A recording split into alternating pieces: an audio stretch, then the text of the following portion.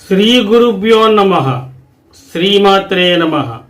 శ్రీ మహాగణాధిపతయే నమః. గృహాన్ని నిర్మించుకోవలసి వచ్చినప్పుడు ఆ గృహాన్ని వాస్తుశాస్త్ర నియమాలని పాటిస్తూ నిర్మించుకుంటే కనుక మంచిది.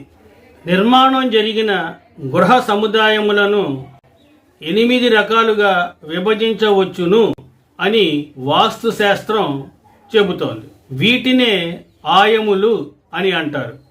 ఇందులో 1 ధ్వజాయము, 2 ధూమాయము, 3 సింహాయము, 4 శ్వానాయము, 5 వృషభాయము, 6 ఖరాయము, 7 గజాయము, 8 కాకాయము మొదలైనవి ఉంటాయి.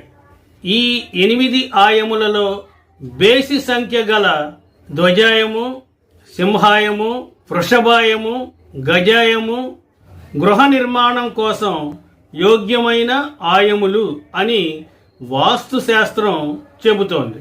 సరి సంఖ్య గల ఆయములు గృహ నిర్మాణానికి పనికిరావని వాస్తుశాస్త్రం సూచిస్తోంది. నిర్మించదలుచుకున్న గృహము యొక్క పొడవు కొలతను వెడల్పు కొలతతో హెచ్చించి తిరిగి దానిని 9 చే హెచ్చించి 8 చే భాగించగా వచ్చిన సంఖ్యను ఆయ సంఖ్య కాగలదని వాస్తుశాస్త్రం వెల్లడిస్తోంది. పొడవును అడ్డముచే హెచ్చించగా వచ్చిన కొలతను పదమని, క్షేత్రకృతమని, గృహపిండమని అంటారని వాస్తుశాస్త్రం చెబుతోంది. ఈ పదమును బట్టి నవవర్గులు లేక షోడశ వర్గులు ఏర్పడుచున్నవని, ఈ వర్గులయందు సుభాజిక వర్గులు కొలతలు మరియు గృహ నిర్మాణానికి యోగ్యత కలిగినవని వాస్తుశాస్త్రం వెల్లడిస్తోంది. ఈ పదము నిర్మించు గృహము యొక్క గర్భము వరకే పరిమితమని కొందరు, గృహమంతటికి పదము కట్టవలనని మరికొందరు అపోహపడుతూ ఉంటారు. అయితే ఈ నిర్ణయములందు వాస్తు శాస్త్రజ్ఞులలోనూ ప్రజలలోనూ అనేక అభిప్రాయ భేదాలున్నాయి. ఆంధ్రదేశమునందలి దక్షిణ ప్రాంతములో నివసించువారు గృహము వరకే పద నిర్ణయం చేస్తారని వాస్తుశాస్త్రం వెల్లడిస్తోంది.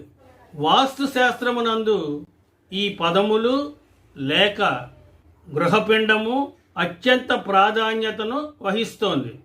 ఈ పదమును అనుసరించియే ఆ గృహము యొక్క సకల శుభకార్యాల లెక్కింపునకు వీలు కలుగుతుంది. పద సంఖ్యను వివిధ సంఖ్యలతో హెచ్చించి మరికొన్ని నిర్ణీత సంఖ్యలచే భాగించటం వలన ఆ గృహమునకు సంభవించు ఆయుర్దాయము, ధనము, రుణము, కళ, అంశము, అంశ తదితర విషయాలు తెలియగలవు. వీటి ద్వారా ఆ గృహము యొక్క యజమాని యోగ భాగ్యాలను లెక్కించవచ్చునని వాస్తుశాస్త్రం ద్వారా మనకి తెలుస్తోంది.